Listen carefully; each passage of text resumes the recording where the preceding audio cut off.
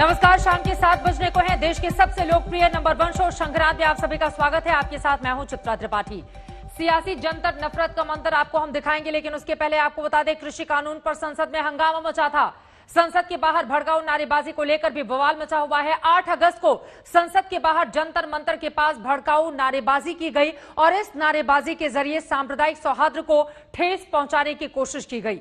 ये एक ऐसी जहरीली नारेबाजी थी जिसे किसी भी कीमत पर बर्दाश्त नहीं किया जा सकता।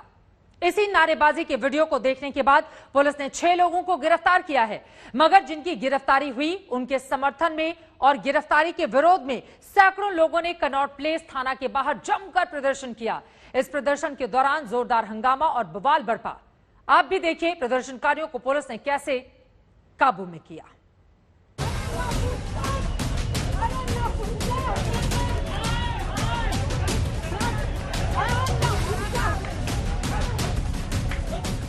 दिल्ली का जंतर मंतर कुरुक्षेत्र हो गया है, प्लासी हो गया है, पानीपत हो गया है, हल्दी घाटी हो गया है।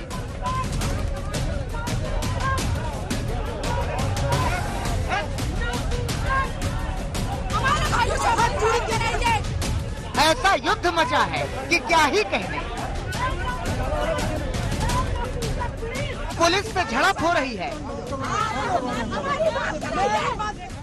पुलिस से धक्का मुक्की हो रही है,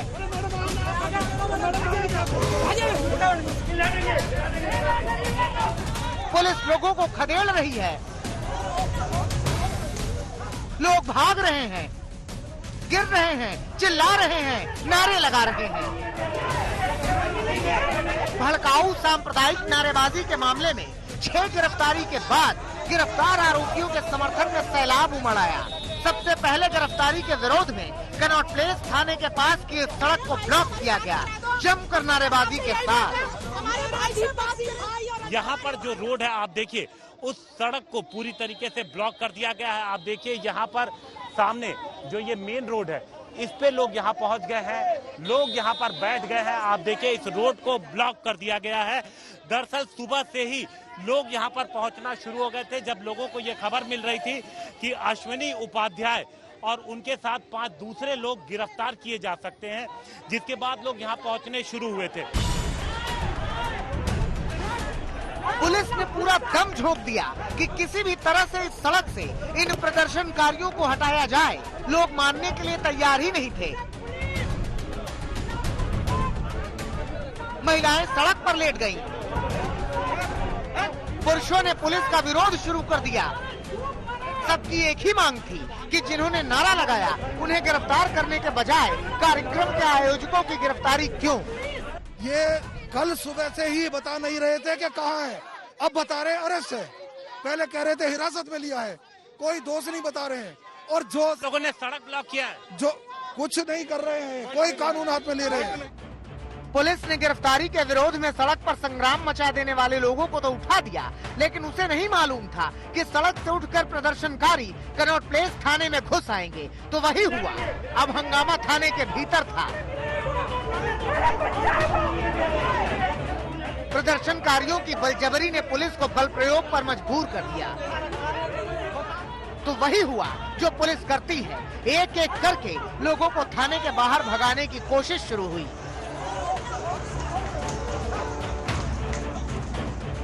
जो समर्थक है गिरफ्तार लोगों के, अश्विनी उपाध्याय और बाकी लोगों के, देखिए वो थाने के अंदर पहुंच गए, जिन्हें थाने से बाहर निकाला गया है एक एक करके, और एक बार फिर से ये गेट बंद कर दिया गया है। दरअसल जैसे ही ये गेट खुला, जो सुबह से समर्थक पहुंचे हुए हैं वो तुरंत थाने के अंदर पहुंच गए, जिसके बाद एक एक कर सभी को पुलिस ने बलपूर्वक बाहर किया। आप देखिए जो महिलाएं भी थी वो अंदर पहुंच गई थी, उन सबको यहाँ से बाहर किया गया है और एक बार फिर से थाना खाली करा लिया गया है। दरअसल जैसे ही गेट खुला, जो सुबह से समर्थक यहाँ पहुंचे हुए थे वो लोग फौरन अंदर पहुंच गए और उन्होंने कहा कि जो गिरफ्तारी हुई है उसका विरोध करते हैं। उसके विरोध में यहाँ पहुंचे हुए आप देखिए तमाम लोग जो यहाँ पे हैं थाने के गेट पे, ये कनॉट प्लेस थाने की तस्वीरें हम आपको दिखा रहे हैं। लोग इसी बात पर नाराज थे कि आखिर गिरफ्तारी हुई क्यों।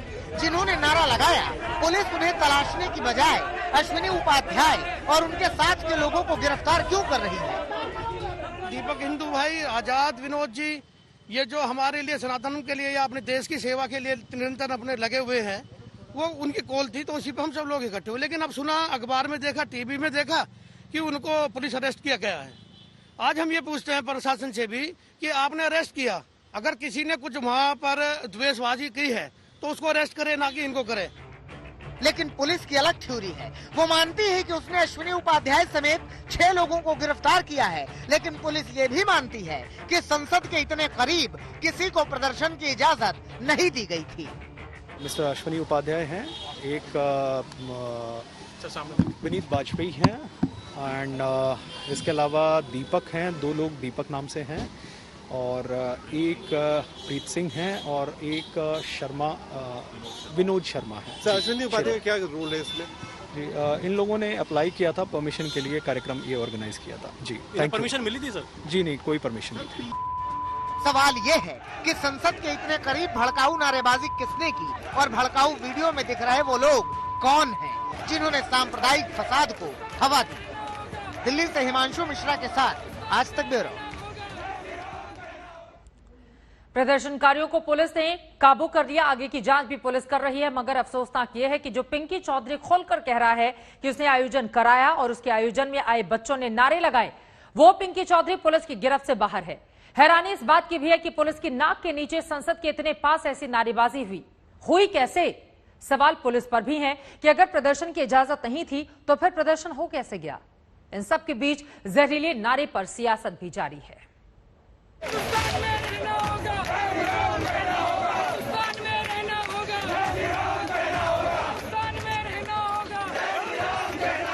ये ऐसी बातें करेंगे, प्रसिद्धि मिल जाएगी, हम भी पार्षद, प्रधान और विधायक बन जाएंगे।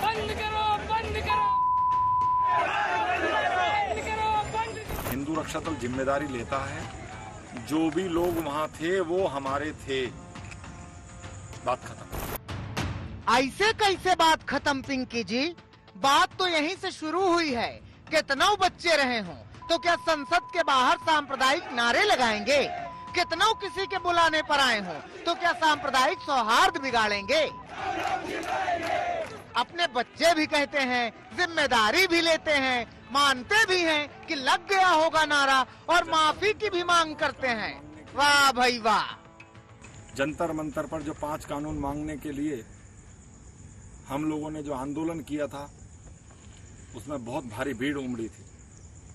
हम लोगों के बुलाने से वहां सभी नौजवान आए थे। जितने भी लोग आए थे वो हम लोगों के माध्यम से आए थे, और अगर किसी बच्चे ने कोई गलत किया है तो वो सरकार को माफ कर देना चाहिए। तो कोई आपसे पूछकर या आपके आदेश पर माफ नहीं करेगा ना? कानून तो कानून है और वो सबके लिए है कि नहीं? वैसे बता दें कि राष्ट्रीय धरना स्थल जंतर मंतर पर नारेबाजी तो अक्सर होती है, धरने भी रोज ही होते हैं, प्रदर्शन तो बरसों बरस से यहाँ चल रहे हैं। लेकिन इस बार 8 अगस्त को जो हुआ है उसने दिल्ली के दामन को दागदार किया है, छलनी किया है आपसी सौहार्द को। इतने जहरीले नारे लगाए गए हैं कि हम सुना भी नहीं सकते।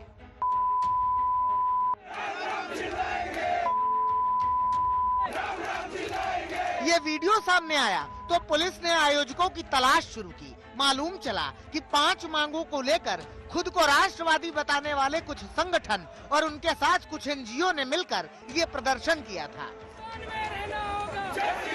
इसी में बीजेपी नेता अश्विनी उपाध्याय भी थे। पुलिस ने वीडियो की जांच शुरू की तो मामला अश्विनी उपाध्याय तक पहुंचा। रात 3 बजे उन्हें तलब किया गया, बातचीत होती रही। पहले हिरासत में लिए गए, फिर अश्विनी उपाध्याय गिरफ्तार कर लिए गए। हालांकि गिरफ्तारी से पहले अश्विनी उपाध्याय ने सफाई दी थी। आयोजक सेव इंडिया फाउंडेशन है, मैं सेव इंडिया फाउंडेशन का कोई पद नहीं हूँ। वहाँ बहुत सारे लोग गए थे, हम भी गए थे। कार्यक्रम वहाँ 1 घंटे चला। 1 घंटे के बाद जैसे वहाँ भीड़ आने लगी, पुलिस ने कहा कि क्राउड आ रही है, आप कार्यक्रम खत्म कर दीजिए। हम सब लोग मंच छोड़ के चले गए। एक बार बोला हमने मंच खाली कर दिया। अब उसके बाद वहाँ कोई आता है, कोई कुछ बयान देता है, कोई वीडियो जारी करता है। इसलिए सबसे पहले मैंने ही बोला था कि आप तत्काल वीडियो की सत्यता जांच कर लीजिए। अगर ये वीडियो सही है तो जो लोग उसमें हैं हम पहचान नहीं पा रहे हैं, आप इनको पकड़िए, इनके खिलाफ कार्रवाई करिए। भड़काऊ बयान का मामला आम आदमी पार्टी की सियासत के लिए एक मौके की तरह है, लिहाजा आम आदमी पार्टी बीजेपी पर सवाल खड़े कर रही है, अमित शाह से जवाब मांग रही है।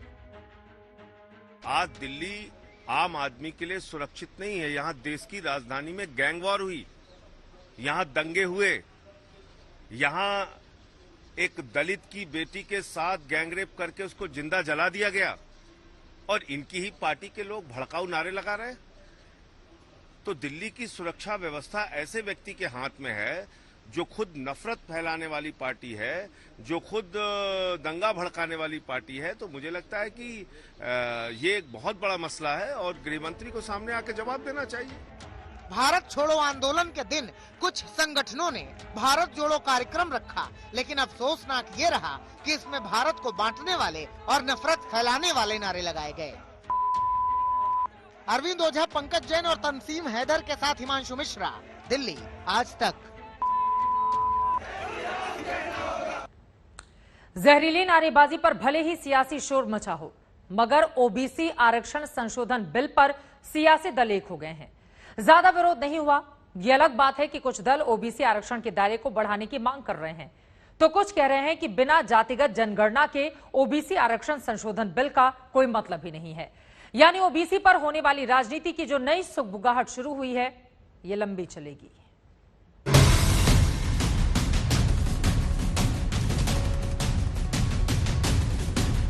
ओबीसी की जो केंद्रीय सूची का दर्जा बढ़ाकर सूची को संवैधानिक दर्जा देने का काम आदरणीय प्रधानमंत्री नरेंद्र मोदी जी की सरकार के द्वारा किया गया।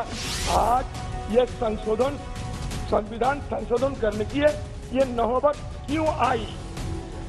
आप एक बार इस विषय पे सोचे हैं? आप 50% की कैप नहीं बढ़ाएंगे तो क्या ओबीसी को पूरा आरक्षण मिल जाएगा? आप एक ही कमरे में न जाने कितने लोगों को बैठाना चाहते हैं। यह संशोधन ओबीसी की अपनी राज्य सूची को बनाए रखने के लिए, राज्य सरकारों को शक्ति बहाल करने के लिए संशोधन आवश्यक है। एक एक बयान को गौर से सुनिए और समझने की कोशिश कीजिए कि आखिर लगातार जारी शोर के बीच अचानक संसद में शांति भरे भाव में किसी बिल पर चर्चा क्यों और कैसे शुरू हो गई। अभी पिछले दिनों जो निर्णय हुआ जिसमें मेडिकल कॉलेज, डेंटल कॉलेज, एक एक कर हर दल ने अपनी बात रखी, बिल से जुड़े मुद्दे भी उठाए, लेकिन विरोध किसी ने नहीं किया। ओबीसी की अपनी राज्य सूची बनाए रखने का अधिकार होगा, क्योंकि ओबीसी आरक्षण को लेकर मोदी सरकार के लाए बिल से पिछड़ा वर्ग की राजनीति का जोर जुड़ा है। राज्य की ओबीसी की सूचियों पर मंडल वाली सियासत का शोर जुड़ा है और वोट वाली पॉलिटिक्स का एक छोर जुड़ा है। की शर्त थी, उस शर्त को समाप्त कर दिया जाएगा। मानसून सत्र में मचे हंगामे के बीच ओबीसी विधेयक ने सत्ता पक्ष और विपक्ष के बीच इस लड़ाई में विराम लगाया। जाहिर है विपक्ष नहीं चाहता कि उस पर ठीकरा फूटे इस विधेयक पर अड़ंगा डालने का। दूसरी ओर आने वाले विधानसभा चुनाव को देखते हुए केंद्र सरकार भी पिछड़ों की राजनीति को साधने में लगी है। सत्ता के समीकरण में पिछड़ा वर्ग वो सियासी गणित है जिसमें कोई भी पिछड़ना नहीं चाहता है, क्योंकि पिछड़ों के साथ आने का मतलब है चुनाव में 100/100 वाली जीत की गारंटी। माननीय प्रधानमंत्री नरेंद्र मोदी जी ने इस दिशा में कई ऐतिहासिक कदम उठाए हैं। जो पिछले दिनों ओबीसी के कल्याण के लिए जो निर्णय लिए गए, उसके कारण से ओबीसी के समुदाय में एक विश्वास का भाव जागृत हुआ है। ओबीसी की जो केंद्रीय सूची का दर्जा बढ़ाकर सूची को संवैधानिक दर्जा देने का काम आदरणीय प्रधानमंत्री नरेंद्र मोदी जी की सरकार के द्वारा किया गया। सबको समझा रहे थे कि ये ओबीसी की जो रिजर्वेशन है इसमें सब भाग ले। हमने ये किया, नरेंद्र मोदी जी ने वो किया।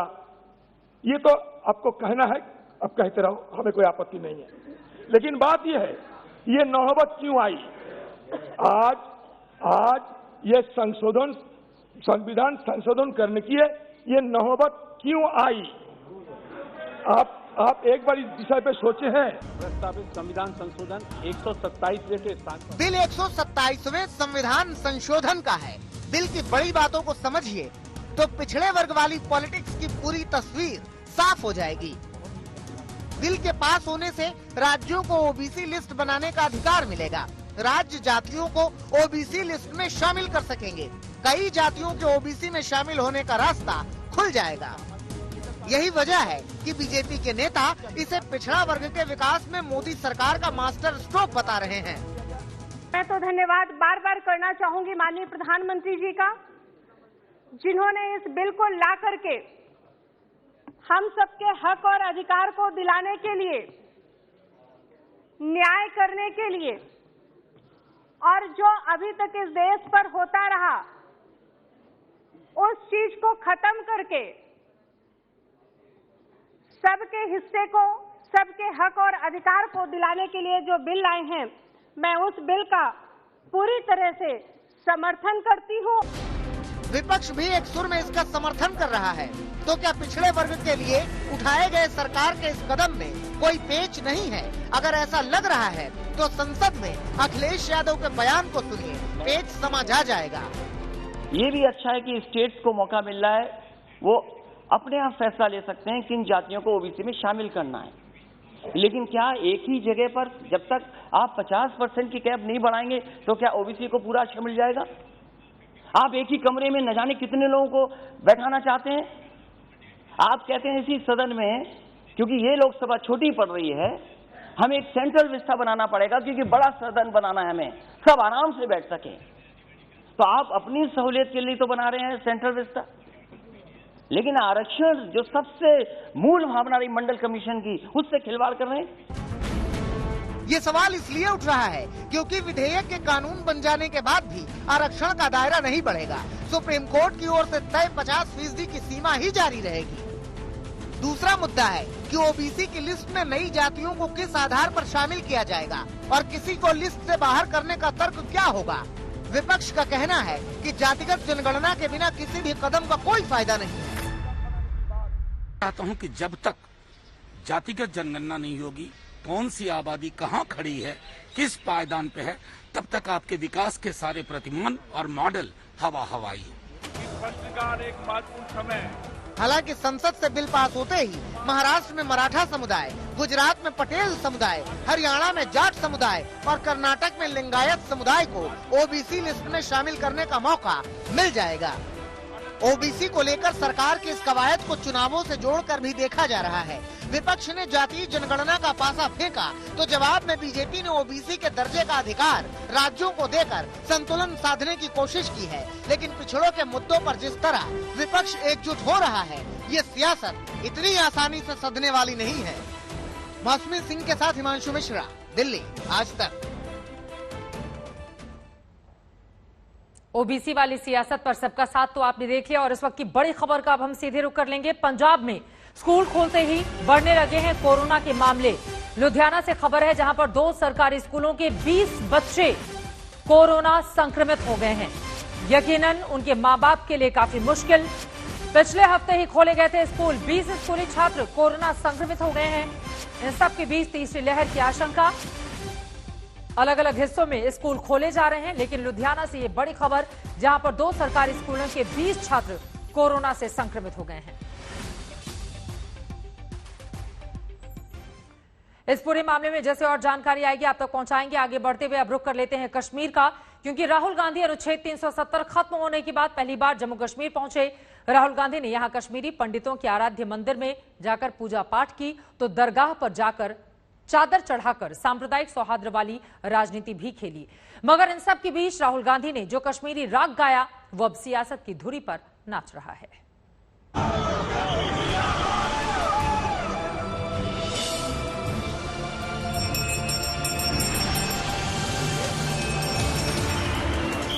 श्रीनगर में राहुल गांधी के दौरे ने ऐसी हलचल पैदा की कि इबादत पर ही सियासत शुरू हो गई। किसी ने मंदिर दर्शन पर सवाल उठाए और किसी ने मजार जाने पर राहुल को निशाने पर ले लिया। श्रीनगर दौरे के दूसरे दिन मां खीर भवानी के दरबार में राहुल गांधी दर्शन को पहुंचे थे। खीर भवानी मंदिर कश्मीरी हिंदुओं का पवित्र मंदिर माना जाता है। मंत्रोच्चार के बीच हाथ जोड़े राहुल गांधी ध्यान में लीन दिखे।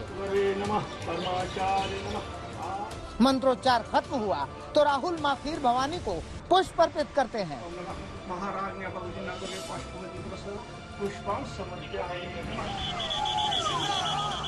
माता खीर भवानी की पूजा के बाद राहुल गांधी हजरत बल दरगाह भी गए।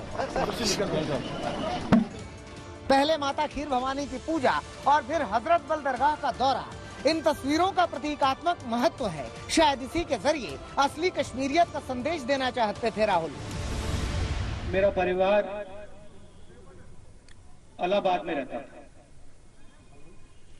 और इलाहाबाद से पहले मेरा परिवार यहाँ रहता था।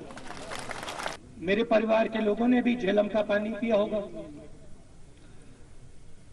आपके जो कस्टम्स हैं, आपकी जो सोच है,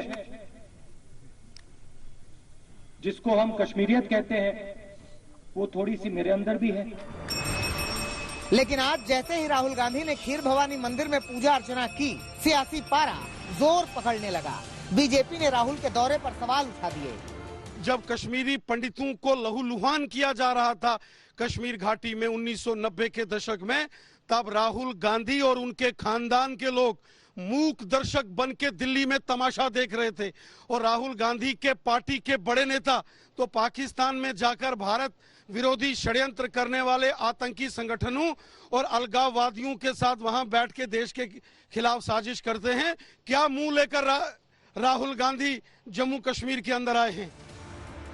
अनुच्छेद 370 हटने के बाद पहली बार राहुल गांधी श्रीनगर के दौरे पर पहुंचे। 5 अगस्त 2019 को कश्मीर का दर्जा बदलने के बाद 24 अगस्त 2019 को उन्होंने विपक्षी नेताओं के साथ श्रीनगर का दौरा करने की कोशिश की थी, लेकिन उन्हें हवाई अड्डे से बैरंग लौटा दिया गया। The government has invited me. Yeah. The governor has said that I'm invited. मुझे इनवाइट किया है, तो अब मैं आया हूँ। आप कह रहे हैं कि नहीं आ सकते हैं, तो that is a bit. And government is saying that everything is okay here, everything is normal. So if everything is normal, then why are we not allowed out? It's a bit surprising. अब करीब 2 साल बाद राहुल श्रीनगर के दौरे पर पहुंचे हैं और संकेत के जरिए कांग्रेस के भविष्य के सियासत के संकेत दे रहे हैं। हालांकि कांग्रेस की ऐसी कश्मीरियत हमेशा बीजेपी के निशाने पर रही है। 2 साल पहले संसद में अमित शाह ने इसका जिक्र किया था। मैं पूछना चाहता हूं कि सूफी परंपरा जो थी वो कश्मीरियत का हिस्सा नहीं थी साहब? पूरे देश के अंदर सूफी परंपरा का सबसे बड़ा गढ़ हमारा जम्मू और कश्मीर रहता था। कहां चले गए सूफी? किसने निकाल दिया उनको? किसी ने एक शब्द उनके लिए क्यों नहीं बोला? क्या वो कश्मीरियत का हिस्सा नहीं थे?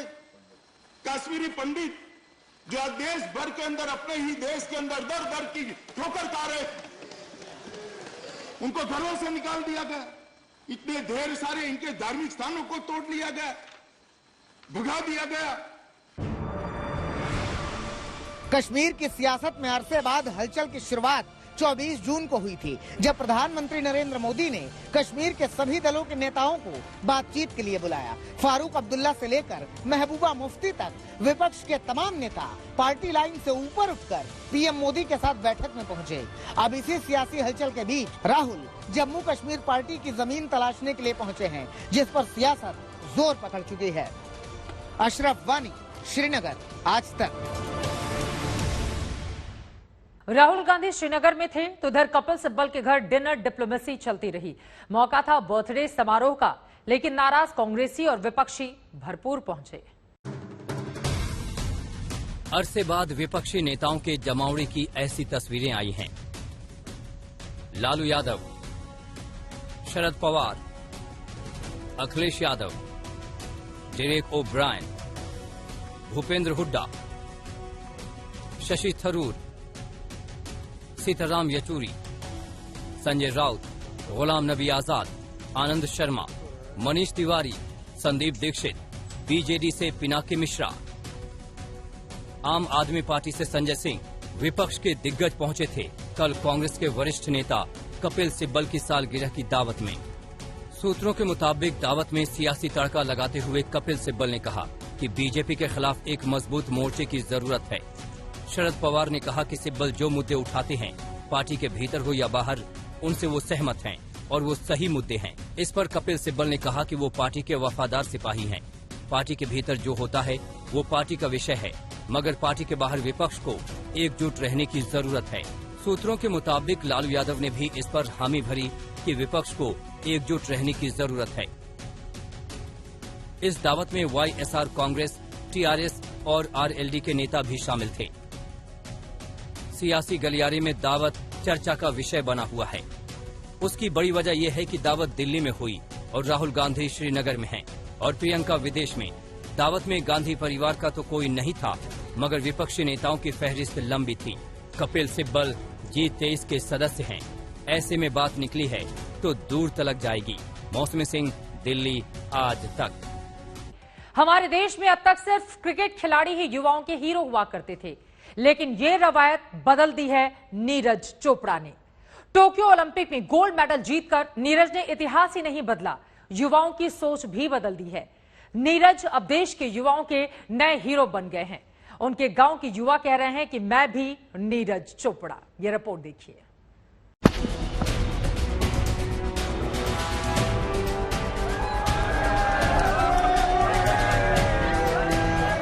मेरा सपना था, मतलब मेरा नहीं, कोई दुनिया कोई भी एथलीट है, मैं सिर्फ इंडियन एथलीट की बात नहीं करता, शायद दुनिया का कोई भी एथलीट है, उनका सपना होता है कि ओलंपिक में मेडल जीतें। और गोल्ड तो एक मतलब गोल्ड से ऊपर कुछ है नहीं, तो मेरा गोल्ड आया और मुझे बिल्कुल विश्वास नहीं हो रहा था, सच बताऊं तो।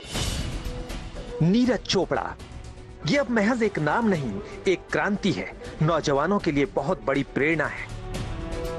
नीरज चोपड़ा ने टोक्यो ओलंपिक में तमाम प्रतिद्वंदियों को पीछे छोड़ते हुए जिस तरह देश के लिए स्वर्ण पदक जीता है, उससे वो देश के नौजवानों के हीरो बन गए हैं, आदर्श बन गए हैं। बिल्कुल वहाँ पे इतना महसूस नहीं हो पाया था, लेकिन जब मैं अपने देश आया और इतने लोगों को देखा, इतने लोगों का प्यार मिला, तो कहीं ना कहीं लगा कि हाँ यार सच में कुछ करके आया हूँ। तो उसके बाद असली में ऐसा फील हुआ कि हाँ अब जो मेडल जीता है वो हाँ रियल है, और बहुत ही मजा आया ये सब देख के। नीरज चोपड़ा हरियाणा के पानीपत से 15 किलोमीटर दूर दुरखंडरा गांव के रहने वाले हैं। इस गांव के लिए भी नीरज अब सुपर हीरो बन गए हैं, यूथ आइकन बन गए हैं। गांव का हर नौजवान अब बस नीरज चोपड़ा जैसा बनना चाहता है। जब गांव से एक खिलाड़ी निकलता है तो वो कईयों को प्रेरित करता है। नीरज चोपड़ा एक ऐसा जेवलिन थ्रोवर जब आगे निकले और आज ओलंपिक में गोल्ड मेडल जीता है, लेकिन अपने पीछे अपने इस गांव में उन्होंने दूसरे कई खिलाड़ियों को प्रेरणा दी है। और अब इसीलिए सनी, युवराज, कृष ये गांव के वो खिलाड़ी हैं जो अब भाला फेंकने वाली इस कला में निपुण होना चाहते हैं। उन्हीं के गांव के पास स्कूल है जहां पर ये खिलाड़ी सुबह शाम प्रैक्टिस करते हैं, तैयारी करते हैं, क्योंकि इस गांव का हर बच्चा आगे नीरज चोपड़ा बनना चाहता है। नीरज के गांव के लड़के ही नहीं, अब लड़कियां भी जेवलिन थ्रो में अपनी किस्मत आजमाने के लिए आगे आ रही हैं। 16 साल की दीपिका भी नीरज चोपड़ा की तरह जेवलिन थ्रो में महारत हासिल करना चाहती हैं। 3 महीने से भाला फेंक की प्रैक्टिस कर रही हैं।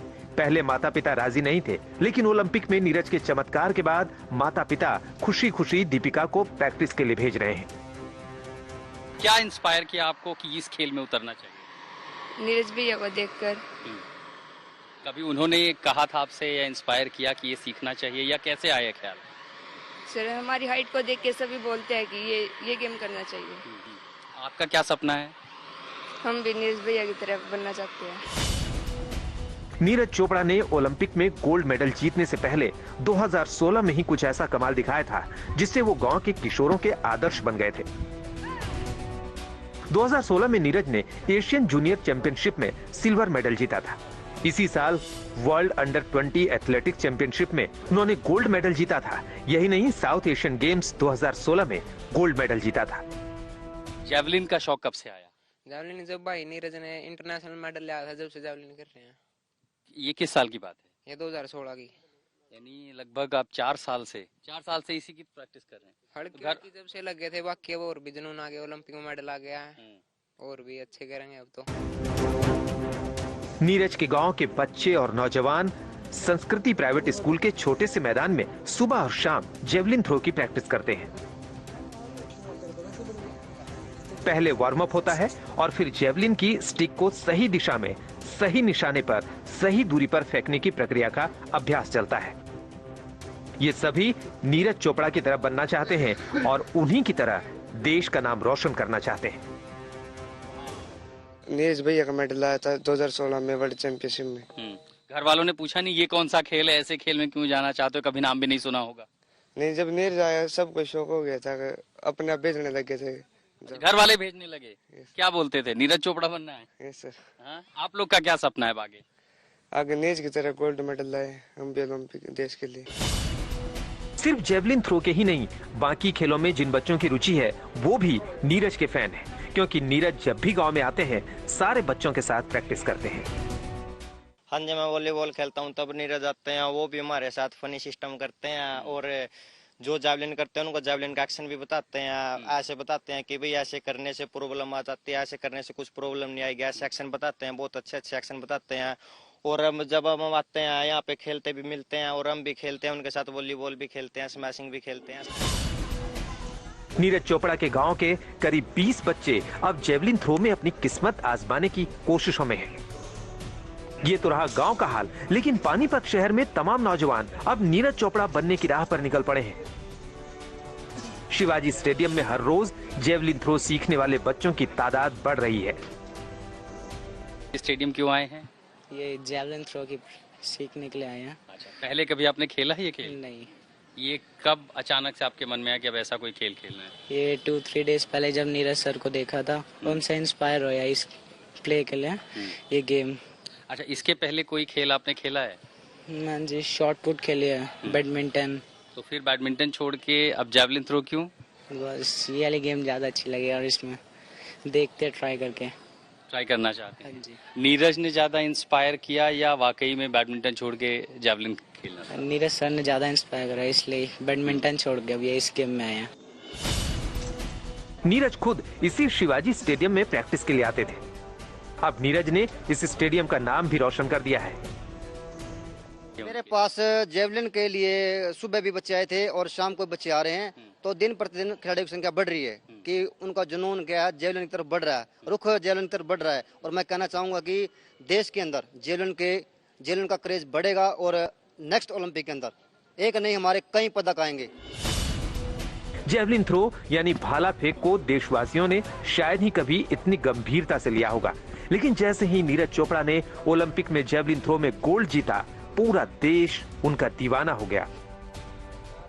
नौजवानों में जेवलिन थ्रो के प्रति दिलचस्पी हद से ज्यादा बढ़ गई है। अब तो हर नौजवान नीरज चोपड़ा बनना चाहता है। आशुतोष मिश्रा, पानीपत आज तक। नीरज चोपड़ा ओलंपिक से पहले Asian games, Commonwealth games, athletics championship में भी गोल्ड मेडल जीत चुके थे, लेकिन ओलंपिक में स्वर्ण पदक जीतना उनकी वो बड़ी उपलब्धि है जिसके चलते पूरा देश उन पर लट्टू हो गया है, अपनी जान न्यौछावर कर रहा है। सोशल मीडिया से लेकर मेन स्ट्रीम मीडिया और बॉलीवुड में नीरज चोपड़ा की चर्चाएं हर तरफ छाई हुई हैं।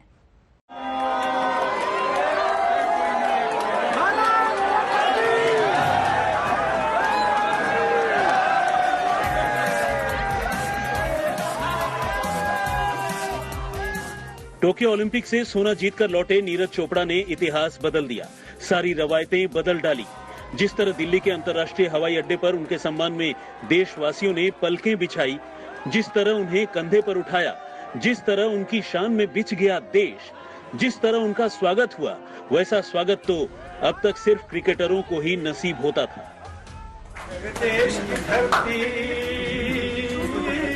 नीरज ने टोक्यो में जब गोल्ड पर निशाना लगाया तो देश के महान क्रिकेटर सुनील गावस्कर खुशी से झूम उठे, बाकायदा डांस करने लगे थे। और जब नीरज गोल्ड के साथ वापस लौटे तो लिटिल मास्टर भावुक हो गए। कोई अपने देश वाला कोई अच्छा करता है, पदक जीतता है तो खुशी तो होती है, वो खुशी होनी चाहिए, बड़ी खुशी। नीरज की कामयाबी पर प्रधानमंत्री गदगद हैं, पूरा देश गदगद है और सोशल मीडिया पर तो बाकायदा उनके लिए दीवानगी चल रही है। सोशल मीडिया से लेकर फिल्मी गलियारों में अब तो नीरज चोपड़ा की बायोपिक की चर्चा चलने लगी है। 2018 में नीरज चोपड़ा ने एक वेब पोर्टल से चर्चा में कहा था, अगर मेरी बायोपिक बनाई जाएगी तो मैं चाहता हूं कि मेरा किरदार रणदीप हुड्डा या फिर अक्षय कुमार निभाएं। इसके बाद तो अक्षय कुमार की एक तस्वीर वायरल हो गई जिसमें वो एक डंडा लेकर खड़े हैं। देखने में ये डंडा कुछ भाले जैसा लग रहा है। लोग मीम बनाकर कह रहे हैं कि अक्षय जल्द ही नीरज चोपड़ा की बायोपिक में नजर आएंगे। एक यूजर ने मौज लेते हुए लिखा कि नीरज की बायोपिक के सेट पर अक्षय कुमार। एक यूजर ने फिल्म हेरा फेरी की तस्वीर पोस्ट करके कहा है कि नीरज चोपड़ा की बायोपिक साइन करने के बाद अक्षय कुमार। अक्षय ने इसका जवाब देते हुए कहा, ये फिल्म सौगंध की तस्वीर है, ये काफी फनी है। नीरज चोपड़ा गुड लुकिंग है, वो हैंडसम है। अगर मेरी बायोपिक बनती है तो मैं चाहता हूं कि वो लीड रोल करें। सोशल मीडिया नीरज की तारीफों से भरा पड़ा है। चर्चा नीरज की उस पोस्ट पर भी हो रही है जो उनके ट्विटर अकाउंट की वॉल पर है, जिसमें नीरज ने लिखा है, जब सफलता की ख्वाहिश आपको सोने न दे, जब मेहनत के अलावा और कुछ अच्छा न लगे, जब लगातार काम करने के बाद थकावट न हो, समझ लेना सफलता का नया इतिहास रचने वाला है। एक्सपेक्टेशन तो पहले से ही थी, लेकिन हाँ उसके बाद और ज्यादा बढ़ गई थी और मैंने कोशिश किया कि मैं इस बारे में कहीं ना पढ़ूं और ना ही मैंने अपना फोन वगैरह कुछ देखा। मेरा पूरा फोकस अपना फाइनल पे था और बिल्कुल मुझे पता था कि जिस हिसाब से वो पहला थ्रो लगा है और वो अर्ली मॉर्निंग उठ के और सुबह जाके हमारा क्वालिफिकेशन राउंड था, तो मुझे पता था कि हाँ जरूर फाइनल में इससे अच्छा थ्रो मैं करूंगा और फाइनल में भी मतलब मैं अपना बेस्ट तो नहीं बोलूंगा, लेकिन मैं खुश हूँ उस थ्रो से, क्योंकि उस थ्रो ने मुझे गोल्ड मेडल दिलाया है। भारत के गोल्डन बॉय नीरज की शोहरत का आलम यह है कि गुजरात के भरूच में एक पेट्रोल पंप संचालक ने ऐलान किया कि जिस किसी का नाम नीरज हो उसे उनके पंप पर मुफ्त में 501 रुपए का पेट्रोल दिया जाएगा। बस उन्हें अपनी पहचान दिखानी होगी। पेट्रोल पंप के संचालक अयूब पठान अपनी बात पर कायम रहे। उन्होंने नीरज नाम वालों को न सिर्फ मुफ्त में 501 रुपए का पेट्रोल दिया, बल्कि हर नीरज को उन्होंने फूल देकर सम्मानित किया। यहाँ हमारे पेट्रोल पंप पर एक स्कीम लॉन्च किया था, जिसमें नीरज नाम का जो भी व्यक्ति अपना आईडी प्रूफ लेकर यहाँ आता है तो उसको हम 501 रुपए का पेट्रोल फ्री में दे रहे हैं। ये सिर्फ और सिर्फ नीरज चोपड़ा जी ने जो देश के लिए जो मेडल प्राप्त किया है वो बहुत गौरव की बात है हम सबके लिए, और उसी को सम्मान देने के लिए हमारी ओर से ये एक छोटा सा प्रयास किया गया है। नीरज चोपड़ा की कामयाबी पूरे देश के नौजवानों के लिए प्रेरणा बन गई है। उनकी कामयाबी सिर्फ जैवलिन थ्रो के लिए ही नहीं, तमाम भारतीय खेलों के लिए भी प्रेरणादायी बन गई है। दिल्ली में शाजिया के साथ आज तक ब्यूरो।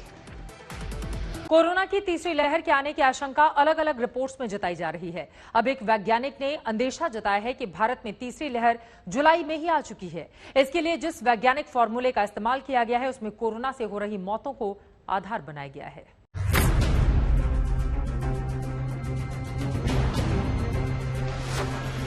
कोरोना की तीसरी लहर का खतरा तेजी से मंडरा रहा है।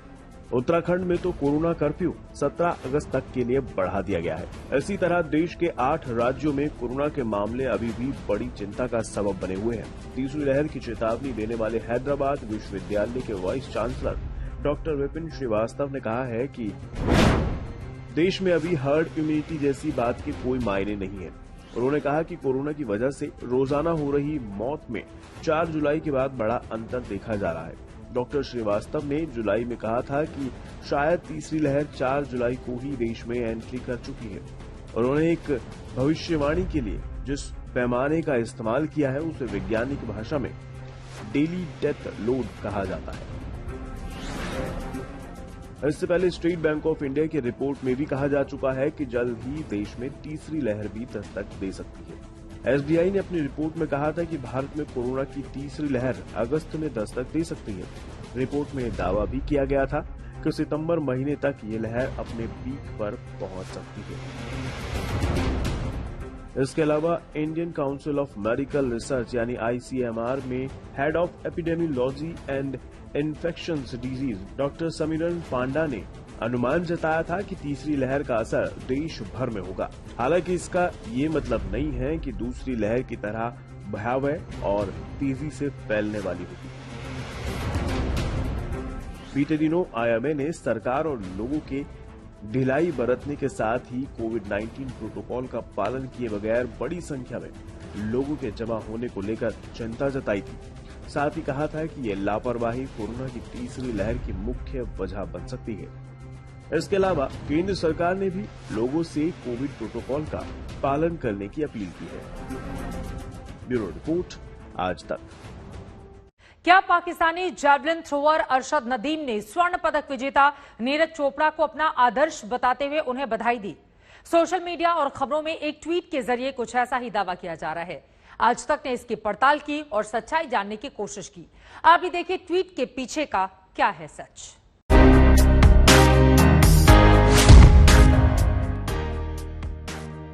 क्या पाकिस्तानी जैवलिन थ्रोअर अरशद नदीम ने स्वर्ण पदक विजेता नीरज चोपड़ा को अपना आदर्श बताते हुए उन्हें बधाई दी? सोशल मीडिया और खबरों में एक ट्वीट के जरिए कुछ ऐसा ही दावा किया जा रहा है। भारत के नीरज चोपड़ा ने शनिवार को टोक्यो ओलंपिक की जैवलिन थ्रो प्रतियोगिता में गोल्ड मेडल जीतकर इतिहास रच दिया। इसी के बाद से अरशद नदीम के नाम पर बने एक Twitter handle Arshad Nadeem PAK से किया गया एक ट्वीट सुर्खियों में है। ट्वीट में अंग्रेजी में लिखा है, मेरे आदर्श नीरज चोपड़ा को गोल्ड मेडल जीतने पर बधाई।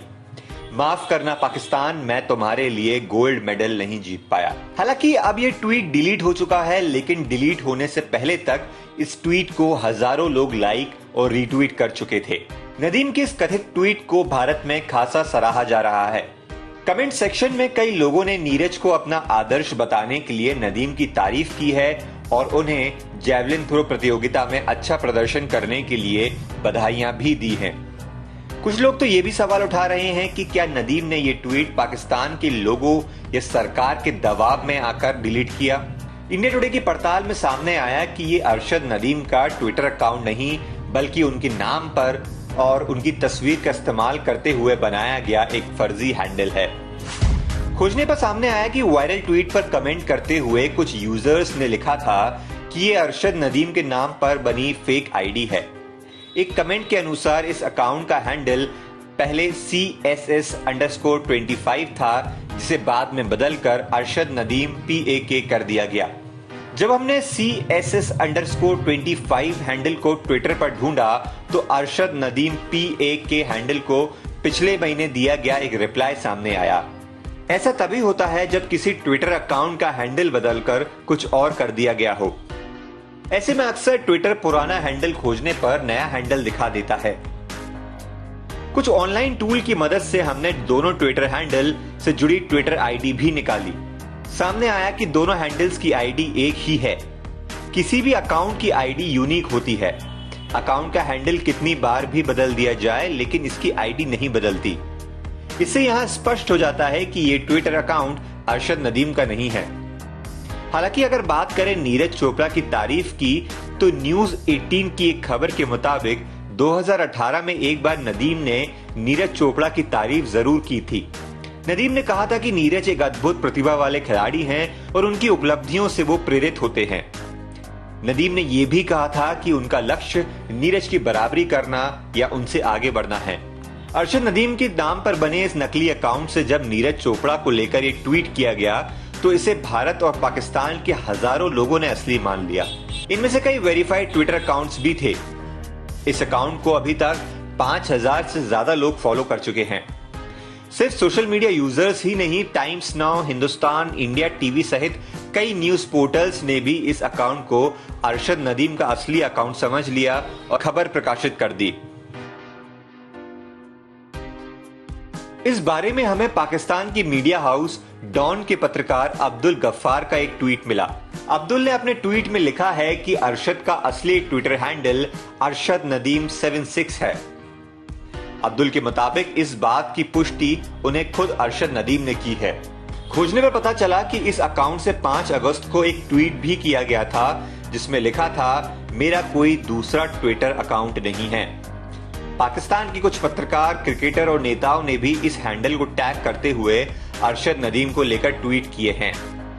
यहां ये बात साफ हो जाती है कि जिस ट्वीट के जरिए ये कहा गया कि अरशद नदीम ने नीरज चोपड़ा को अपना आदर्श बताया, वो उनके नाम पर बने एक फर्जी अकाउंट से किया गया था।